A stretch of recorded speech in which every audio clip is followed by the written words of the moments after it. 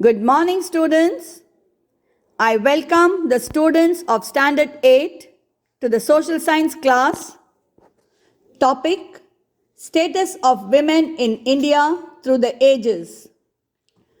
Recap. In the previous class, we learned the position of women during the ancient period, medieval period, British period. We also learned about major social evils faced by the women like female infanticide, female feticide, child marriage, sati, and devadasi. Today's topic: the role of the social reformers and social reform movements sought to promote the upliftment of women by giving them education, raising their marriageable age, and taking care of widows, as well as to remove the rigidity of caste and raise the suppressed class to a status of equality.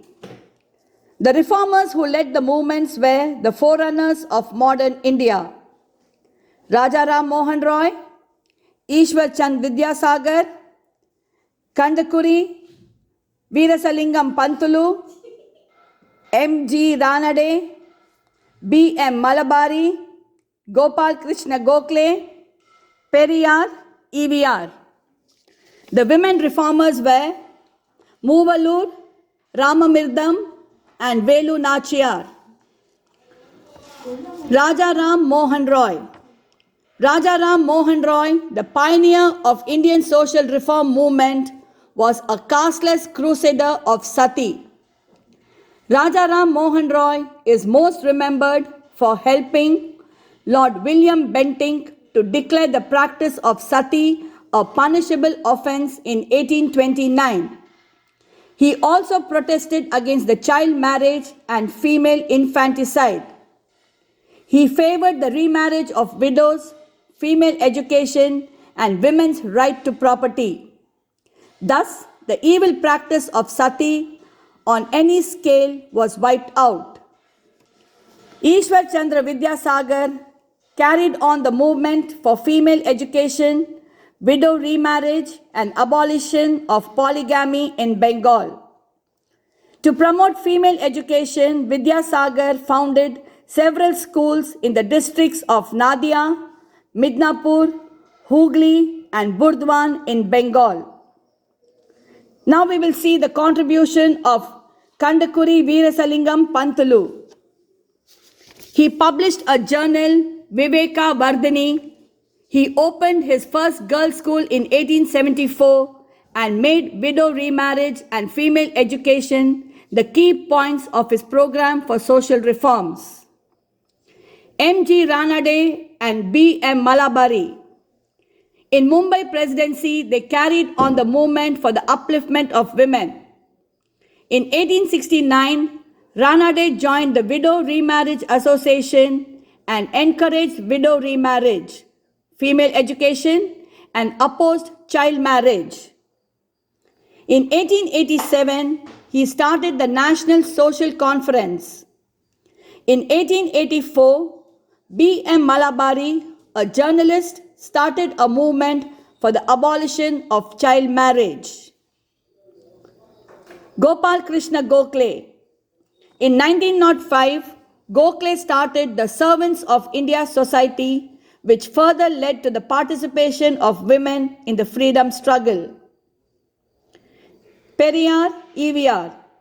He was one of the greatest social reformers of Tamil Nadu who advocated women education, widow remarriage, and intercaste marriages. He opposed child marriage. Most of the reform movements which started during that period were the Brahma Samaj in 1828, Pratna Samaj 1867, Arya Samaj in 1875. These reforms were led by male reformers and they attained a lot. This is the logo of the Arya Samaj. Now let's learn about the women in the freedom movement. Velu Nachiyar of Sivaganga fought violently against the British and restored her rule in Sivaganga. Begum Hazrat Mahal, Rani Lakshmibai of Jhansi, led an armed revolt of 1857 against the British. In the freedom struggle, thousands of women came out of their homes, boycotted foreign goods, marched in processions, and defied laws. Now we will see the impact of the reform movement. Significant advances were made in the field of emancipation of women. It created national awakening among the masses. It created the feeling of sacrifice, service, and rationalism. The practice of sati and infanticide were made illegal. It permitted widow remarriage. The position of women in independent India. Women in India now participate in all activities such as education, politics, medical culture, service sectors, science and technology.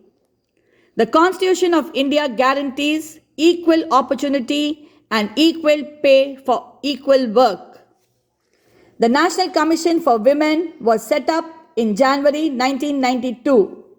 Its main function is to review women-related legislation and intervene in specific individual complaints of atrocities and denial of rights.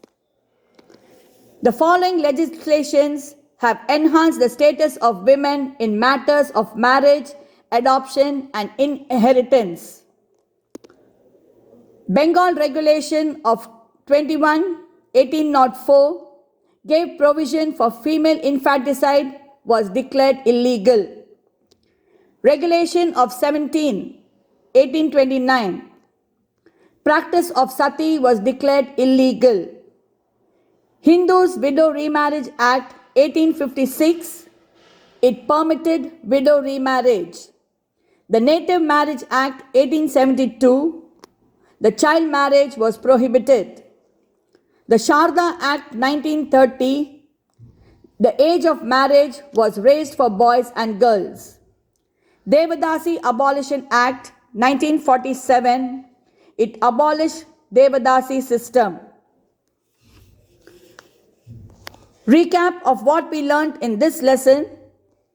The position of women was not uniform in all periods and differed with regional variations. There were many social evils in Indian society.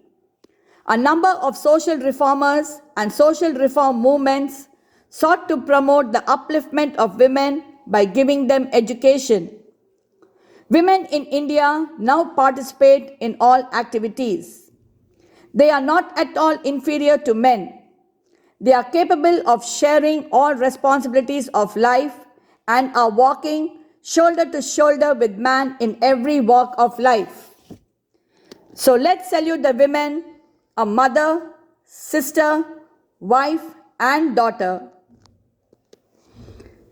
Bye students, till we meet in the next class. Take care.